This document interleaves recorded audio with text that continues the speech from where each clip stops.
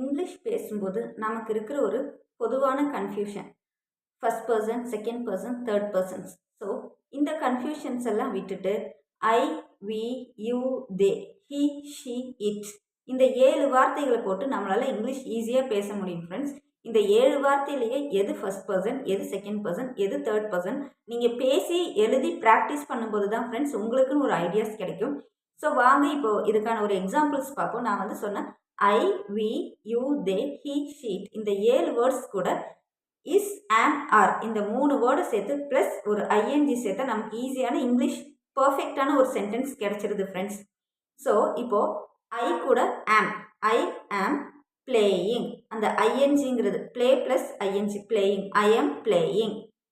You are writing, we are listening, they are reading, he is watching, she is writing, it is flying. இவ்வளோதான் friends.